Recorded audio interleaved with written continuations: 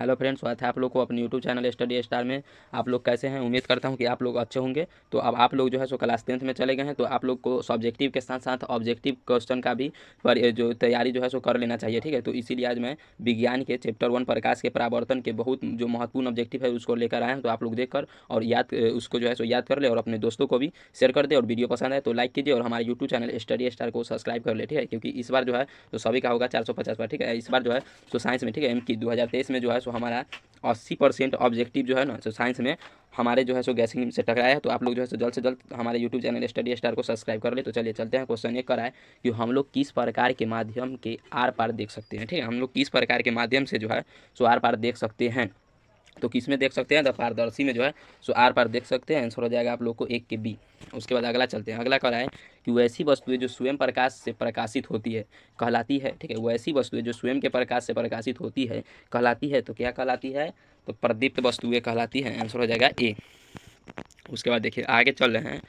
आगे है कि वैसी वस्तुएं जिनमें होकर प्रकाश की किरणें बाहर नहीं निकल पाती है क्या कहलाती है। ठीक है, वैसी वस्तुएं जिनसे होकर जो है सो प्रकाश की किरण बाहर नहीं निकल पाता है तो उसको जो है सो क्या कहते हैं? तो अपारदर्शी कहते हैं। आंसर हो जाएगा आप लोगों को बी।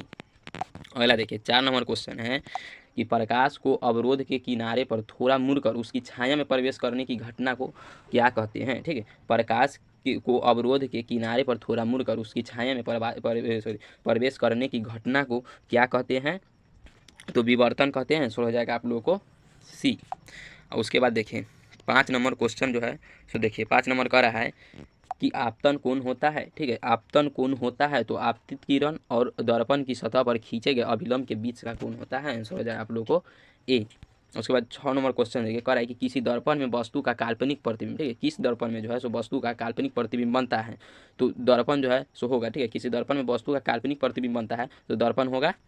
ठीक है, दर्पण कौन होगा से पूछ। ठीक है, तो दर्पण क्या हो जाएगा? तो उत्तल दर्पण में भी काल्पनिक बनता है और अवतल में असमतल में। तो आंसर हो जाएगा आप लोग को डी ए बी सी सभी। और उसके बाद अगला देखिए 7 नंबर है कि निम्न में से किस दर्पण द्वारा किसी वस्तु का वास्तविक प्रतिबिंब प्राप्त हो सकता है। ठीक है, निम्न में से किस दर्पण द्वारा किसी वस्तु का जो है सो वास्तविक प्रतिबिंब प्राप्त हो सकता है। तो अवतल दर्पण द्वारा जो है सो हो सकता है। आंसर हो जाएगा आप लोग को ए।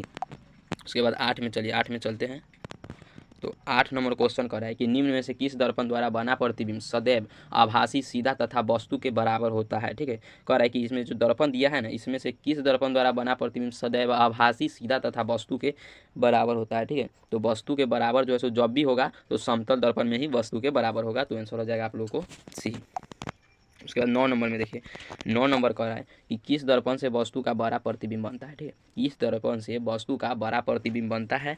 तो अवतल दर्पण से बड़ा बनता है या उत्तल दर्पण से छोटा या समतल दर्पण से समान बनता है। तो इस 9 नंबर के आंसर हो जाएगा आप लोग को बी, अवतल दर्पण। और उसके बाद देखिए 10 नंबर है कि पार्श्व परिवर्तित प्रतिबिंब बनता है। ठीक है, पार्श्व परिवर्तित प्रतिबिंब बनता है तो समतल दर्पण में बनता है। आप अभी जो है सो आप लोग पढ़ चुके होंगे। ठीक है, ये जो क्वेश्चन है सो आप लोग पढ़ चुके होंगे कि समतल दर्पण के सामने जो है हम लोग खड़े होते हैं तो हमारा जो है सो बायां हाथ दायां दिखता है और दायां हाथ जो है सो बायां दिखता है। जो आप लोग है घर में जो आईना लगा होता है उसमें भी आप लोग देख सकते हैं इसका जो है स्वाति करके।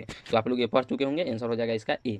उसके बाद देखिए कि प्रकाश का वेग महत्तम होता है यानी कि तेज होता है। ठीक है, प्रकाश का वेग सबसे तेज चलता है तो किस में चलता है? तो निर्वात में चलता है। उसके बाद और निर्वात नहीं रहेगा तो हवा मार दीजिएगा, लेकिन अगर जैसी महत्तम कहेगा तो निर्वात एकदम फिक्स है कि रहेगा। उसके बाद 12 नंबर देखिए 12 नंबर कह रहा है कि एक ही बिंदु स्रोत से बाहर की ओर फैल रही किरणें क्या कहलाती है। तो क्या कहलाती है? ठीक है, कह रहा है कि एक बिंदु स्रोत से बाहर की ओर फैल रही किरणें क्या कहलाती है। तो अब सारी किरणें कहलाती हैं। आंसर हो जाएगा आप लोगों को बी।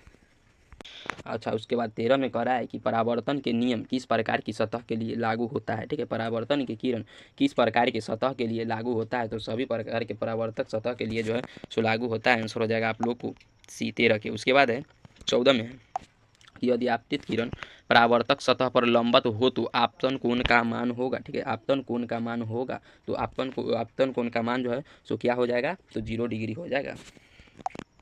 उसके बाद देखकर है कि एक समतल दर्पण को 30 डिग्री से उसके अक्ष के परितः घुमाया गया है, परितः परिवर्तित किरणें कितने कोण से घूम जाएगी, ठीक है। एक समतल दर्पण कह रहा है, ठीक है, समतल दर्पण कह रहा है 30 डिग्री के अक्ष से परित घुमाया गया है, तो परिवर्तित कोण जो है कितना डिग्री घूम जाएगा, तो 60 डिग्री घूम जाएगा, ठीक है। आंसर हो जाएगा आप लोग को सी। और इसी प्रकार से बोलेगा कि किसी समतल दर्पण के सामने, ठीक है, कोई वस्तु जो है जो 4 किलोमीटर चाहे 4 मीटर चाहे 5 मीटर जो हो जाएगा कि उसके वेग से जो है सो चल रहा है, तो समतल दर्पण में जो है सो कितना के अथी से चलेगा, तो आप लोग उसका दुगुना कर दीजिएगा। 4 कहेगा तो 8 और 8 कहेगा तो 16, ठीक है। तो इसमें 30 डिग्री कर रहा है तो 60 डिग्री हो जाएगा। आंसर हो जाएगा आप लोग को सी। तब देखिए है 16 में कि एक बिंदु समान वस्तु को दो समतल दर्पण, ठीक है, एक बिंदु समान वस्तु को दो समतल दर्पण के बीच रखा गया है जो एक दूसरे के समांतर है, तो प्रतिबिंबों की संख्या क्या होगी, ठीक है। तो प्रतिबिंबों की संख्या जो है सो क्या हो जाएगा, तो अनंत हो जाएगा। आंसर हो जाएगा आप लोग को बी। उसके बाद 17 नंबर देखिए कह रहा है कि कहाँ पर स्थित वस्तु का प्रतिबिंब अवतल दर्पण के फोकस पर बनता है, ठीक है। तो ये जो है सो आप लोग एकदम याद कर लीजिएगा, ठीक है। इसका जो है सो किताब में चिन्ह चिन्ह देके, ठीक है, इसका जो है सो बना के पूरा दिया हुआ है कि किस कौन दर्पण है, कहाँ रखने पर कहाँ प्रतिबिंब बनता है, ठीक है। तो 17 के आप लोग क्वेश्चन देखिए कह रहा है कि कहाँ पर स्थित वस्तु का प्रतिबिंब अवतल दर्पण के फोकस पर बनता है, तो अनंत पर रखने से जो है सो फोकस पर बनता है, ठीक है। उसके बाद देखिए कि एक अवतल दर्पण, ठीक है, अवतल दर्पण में वस्तु की स्थिति फोकस और ध्रुव के बीच है तो प्राप्त प्रतिबिंब होगा, ठीक है। एक अवतल दर्पण में वस्तु की स्थिति फोकस और ध्रुव के बीच है तो प्राप्त प्रतिबिंब होगा, तो आभासी एवं बड़ा हो जाएगा। आंसर हो जाएगा आप लोग को ए। उसके बाद आगे चलते हैं, आगे है, ठीक है, 19 नंबर में हम लोग पहुंच चुके हैं कि एक अवतल दर्पण के वक्रता केंद्र पर कोई वस्तु रखी है, तो इसका तो उसका प्रतिबिंब कहाँ बनेगा, ठीक है। एक अवतल दर्पण के वक्रता केंद्र पर कोई वस्तु रखी है तो उसका प्रतिबिंब कहाँ बनेगा, तो उसका प्रतिबिंब जो है सो कहाँ बन जाएगा, तो वक्रता केंद्र पर बन जाएगा, ठीक है। तो ऐसे ही आप लोग जो है सो चैप्टर वाइज चैप्टर ऑब्जेक्टिव के लिए हमारे यूट्यूब चैनल स्टडी स्टार को सब्सक्राइब कर ले, ताकि आपको जो है सो जब, ठीक है, चैप्टर खत्म होगा और उसका जो है सो ऑब्जेक्टिव करा दिया जाएगा, जिससे कि आप लोग को ये याद तो रहते सब्जेक्टिव पर है तो याद रहते रहेगा। उसके बाद जैसे ही ऑब्जेक्टिव रहेगी एकदम सट दिमाग में घुस जाएगा, ठीक है, एकदम दिमाग में जो है सो एकदम चल जाएगा। तो इसका जो है सो आप लोग ध्यान रखिए, ठीक है। उसके बाद 20 नंबर में कि अवतल दर्पण के वक्रता केंद्र पर स्थित वस्तु का प्रतिबिंब आवर्धन होगा, ठीक है। अवतल दर्पण के वक्रता केंद्र पर स्थित वस्तु के प्रतिबिंब का आवर्धन होगा, तो क्या हो जाएगा, तो -1 हो जाएगा। आंसर हो जाएगा आप लोग को सी। उसके बाद देखिए कि उत्तल दर्पण द्वारा बना प्रतिबिंब होता है, ठीक है। उत्तल दर्पण द्वारा बना प्रतिबिंब होता है तो हमेशा जो है तो सीधा होता है, और सीधा होगा तो आभासी, और जैसी कहेगा कि वास्तविक तो ऐसी हो जाएगा उल्टा।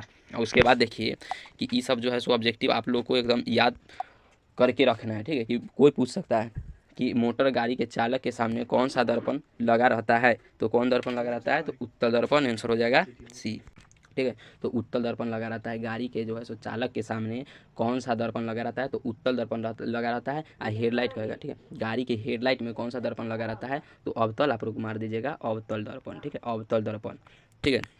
अगला है कि एक गोलीय दर्पण द्वारा बना, ठीक है, एक गोलीय दर्पण द्वारा बने प्रतिबिंब का आवर्धन एम ऋणात्मक है, तो इसका अर्थ यह है कि प्रतिबिंब, ठीक है, इसका अर्थ यह है कि प्रतिबिंब तो वस्तु से प्रतिबिंब जो है सो उल्टा है, ठीक है। कह रहा है कि गोलीय दर्पण द्वारा बना प्रतिबिंब का आवर्धन एम ऋणात्मक है, ठीक है, तो ऋणात्मक रहेगा तो उल्टा हो जाएगा। और उसके बाद देखिए 24 नंबर में आ चुके हैं, तो 24 नंबर है कि समतल दर्पण की फोकस दूरी होगी, ठीक है, समतल दर्पण की फोकस दूरी होगी तो अनंत होगी। आंसर हो जाएगा आप लोग को ए। और उसके बाद 25वें नंबर में देखिए कि फोकस दूरी एवं वक्रता त्रिज्या में संबंध है, ठीक है, फोकस दूरी एवं वक्रता त्रिज्या में संबंध है, तो F बराबर r/2 आप लोग एकदम याद कर लीजिए, ठीक है। जैसे ही बोलेगा कि फोकस दूरी एवं वक्रता त्रिज्या में संबंध है तो F बराबर r/2।